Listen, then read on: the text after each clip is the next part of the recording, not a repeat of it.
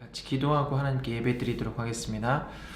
하나님 감사합니다. 오늘 이 하루를 하나님의 은혜로 시작할 수 있도록 인도하여 주시니 감사합니다.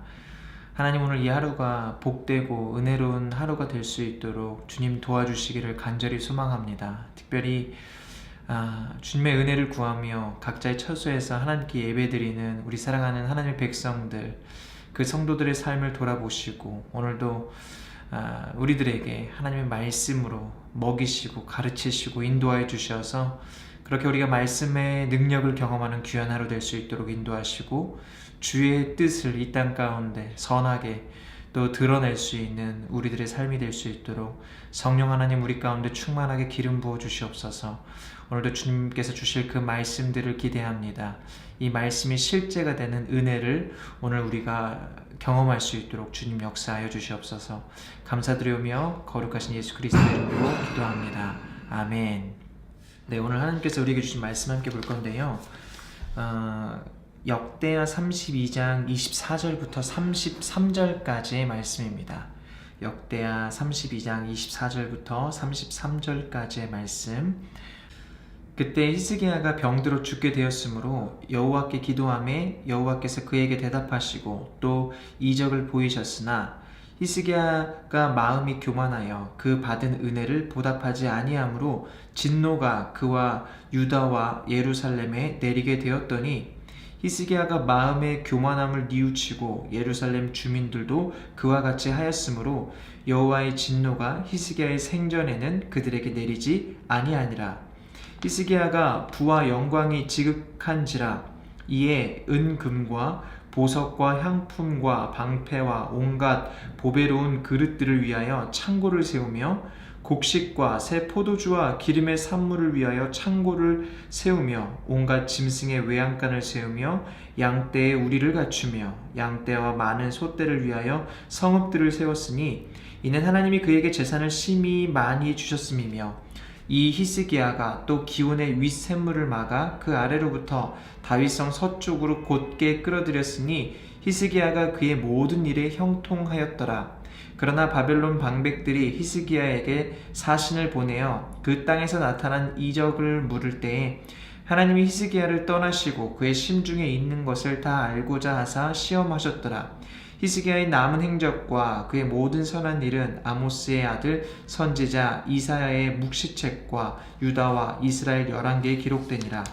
히스기야가 그의 조상들과 함께 누움에 온 유다와 예루살렘 주민이 그를 다윗 자손의 묘실 중 높은 곳에 장사하여 그의 죽음에 그에게 경애를 표하였더라. 그의 아들 므낫세가 대신하여 왕이 되니라. 아멘. 오늘도 하나님의 말씀으로 이 하루를 살아가는 저와 여러분을 예수님의 이름으로 축복합니다. 하나님의 말씀이 우리 가운데 실제가 되는 놀라운 은혜를 저와 여러분이 날마다 누리게 되시기를 간절히 소망합니다. 히스기야, 오늘 말씀에도 여전히 히스기야가 나오는데요. 이 히스기야는 여호와 보시기에 정직히 행했던 다윗의 길로 행했던 왕이었습니다. 그가 하나님께 인정받고 축복받는 그러한 왕이었는데요. 그런 그가 온 마음으로 이 이스라엘, 유다의 개혁을 진행했습니다. 그리고 그것을 마쳤을 때쯤에 북이스라엘을 멸망시켰던 아수르가 유다에 쳐들어오게 됩니다. 히스기야는 하나님을 위하여 살겠다라고 결심하고 이 유다의 개혁을 진행했는데 하나님을 위하여 열심히 헌신하고 수고했더니 갑자기 위기가 찾아왔다라는 것입니다. 여러분, 우리의 삶도 이러한 경우가 많이 있습니다. 저희 교회도 지금 이제 캄보디아 선교를 다녀왔고 그러므로 인해서 하나님이 주셨던 그 은혜들이 우리 가운데 충만한데, 그런데 여러분, 위기는요 이러한 때에 찾아온다라는 것입니다. 여러분, 이러한 때 우리가 어떻게 해야 될까요? 이렇게 하나님의 은혜가 우리 가운데 더 충만하게 부어질 때 우리는 주님 안에 머물면서 주님의 은혜를 더욱더 구하는 삶을 살아야 합니다. 유다를 침략해온 이 아수르는 유다 백성을 조롱하였습니다. 그리고 하나님을 멸시합니다. 이 특별히 아수르의 왕 사네립은요 계속해서 말로써 유다 백성을 위협을 하는데 실제로 유다 백성은 그 사내립의 말에 요동하고 흔들렸습니다.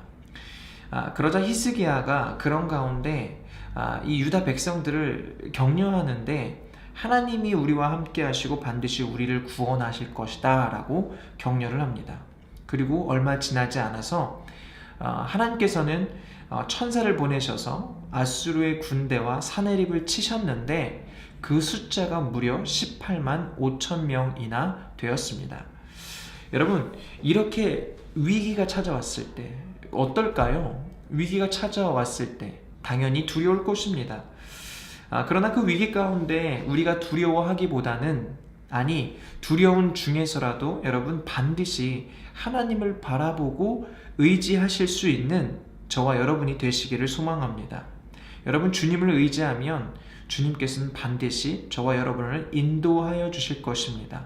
그리고 주님의 역사하심을 우리 가운데 보여주실 줄 믿습니다. 그렇게 하나님의 은혜로 히스기야와 유다는 안정을 되찾았습니다. 그런데 또 위기가 찾아옵니다. 24절 말씀인데요. 우리 24절 말씀 함께 읽어보겠습니다. 그때 히스기야가 병들어 죽게 되었으므로 여호와께 기도하매 여호와께서 그에게 대답하시고 또 이적을 보이셨으나. 아멘. 히스기야가 병들어 죽게 되었다라는 것입니다. 여러분, 그렇습니다. 우리의 인생은 이렇게 늘 고난의 연속입니다. 여러분, 그것이 인생인 것 같아요.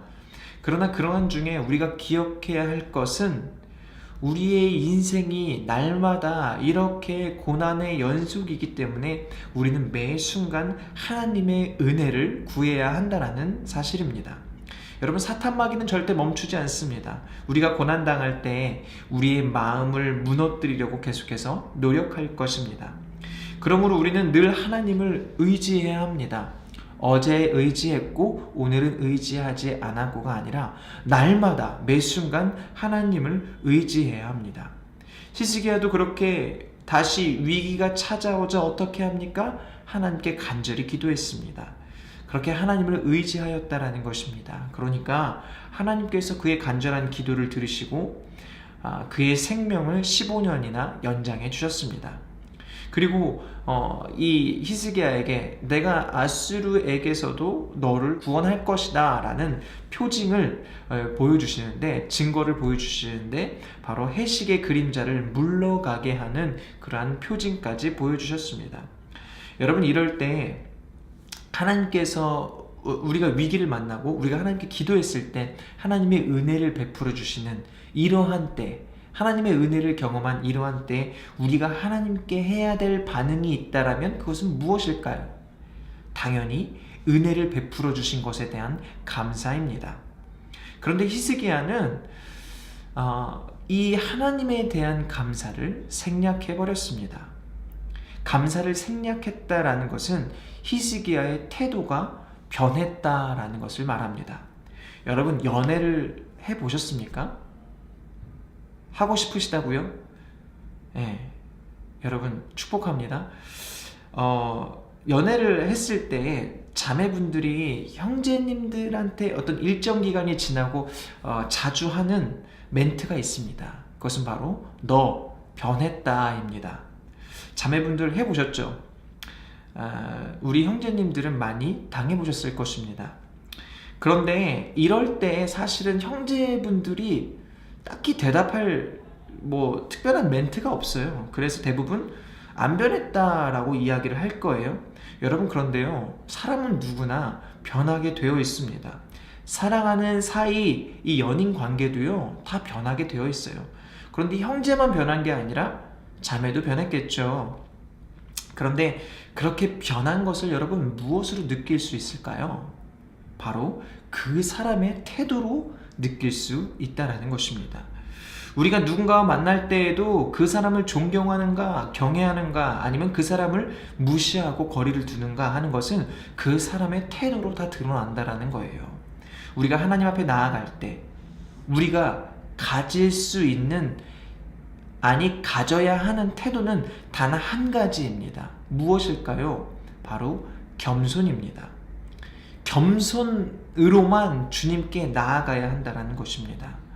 여러분, 겸손으로 주님께 나아간다라는 것은 내가 피조물임을, 하나님이 창조주이시고 왕이심을 인정하는 태도입니다. 우리가 이러한 태도를 갖지 않으면 그러한 태도를 잃어버렸다는 것 자체가 하나님이 아닌 내가 중심이 되는 모습을 이야기하고 있는 것입니다.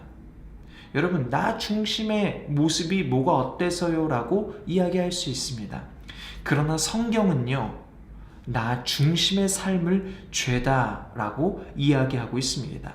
여러분, 죄는 다른 게 아니에요. 하나님이 계셔야 할 자리에 내가 있는 것, 이것이 죄입니다. 여러분, 세상의 모든 중심은 하나님이십니다. 그리고 하나님이 그 중심에 계심을 인정하고 고백하는 삶만이 이 세상을 살아가는 피조물에 합당한 태도입니다. 이러한 절대자에 대한 순종과 그분에 대한 인정이 어쩌면 억지스럽게 들릴 수도 있습니다. 지금 이 시대에는 얼마나 인본주의의 시대입니까? 그러한 시대에 받아들이기 어려울 수도 있어요. 그러나 그것은요, 어떤 사상과 이념의 차원이 아닙니다. 이것은 믿음이며 신앙입니다. 하나님이 우리의 주인이심을 고백하고 그것을 삶으로 사는 그 믿음, 늘 주님이 나와 함께 하시고 주님은 늘 우리를 선한 길로, 의의 길로 인도하신다라는 그 확신, 이것이 그리스도인들의 참된 고백이며 믿음인 것입니다. 그럴 때 우리는 하나님이 주시는 은혜를 은혜로 온전히 누릴 수 있으며 하나님께 감사할 수 있는 삶을 살 수 있게 되는 것입니다. 그런데 오늘 히스기야가 놓친 것이 바로 이것이라는 것입니다. 그 감사, 하나님의 하나님 되심을 인정하지 못하는 그 태도. 그러다 보니까 하나님이 은혜를 베풀어 주신 하나님에게 주목하기보다 하나님의 은혜로 얻게 된 그 재물에 마음을 더 두게 되고, 그의 형통함 또한 하나님의 은혜였는데 그 형통함 때문에 교만하게 된 것입니다. 그는 그러한 교만함 때문에 결국 하나님을 놓쳤습니다. 인생의 가장 큰 실수, 절대 해서는 안 될 실수를 하게 된 것입니다. 여러분, 오늘 히스기야를 보면서 우리가 늘 기억해야 될 것은 바로 이것입니다. 과거에 내가 하나님을 잘 믿고 섬기고 봉사하고 헌신하고 이랬다고 해서 이런 것에 도취되어서 신앙생활을 해서는 안 된다는 것입니다. 우리는 늘 주님 앞에 겸손함으로 그리고 신실함으로 내게 주어진 삶 속에서 이 하루하루를 하나님 앞에 거룩한 삶을 살기 위하여, 말씀 안에 거하기 위하여 노력해야 한다는 것입니다. 우리가 주일의 은혜를 받았으니까 월요일 하루는 쉬어야지 하는 순간 우리는 시험이 다가올 때 그 시험에 넘어질 수밖에 없습니다. 우리의 삶은 연습이 아니라 늘 실전임을 기억하는 저와 여러분이 되어야 합니다. 영적인 전쟁은 늘 있고 늘 대비하고 준비해야만 우리는 승리의 삶을 살 수 있게 되는 것입니다. 여러분, 그러므로 오늘도 주님이 주신 이 하루가 주님 앞에서 신실하도록 말씀과 기도로 주님께 나아가는 저와 여러분들이 되시기를 바랍니다. 오늘도 주님을 의지하며 그렇게 승리하는 삶을 살게 되시기를 예수 그리스도의 이름으로 간절히 축복합니다. 이 시간 함께 우리 기도하며 나아가실 때 이러한 기도 제목을 가지고 함께 기도했으면 좋겠습니다. 오늘도 주님이 주신 이 하루를 신실하게 살아가도록 인도하여 주옵소서. 늘 말씀과 기도로 주님께 나아가는 승리의 삶을 살게 하시고, 특별히 나를 통해 이 땅의 교회들을 통해 하나님의 신실하심이 드러나는 귀한 하루가 되도록 우리들을 인도하여 달라고 함께 우리 간절한 마음으로 주님 기도하도록 하겠습니다. 같이 기도하겠습니다.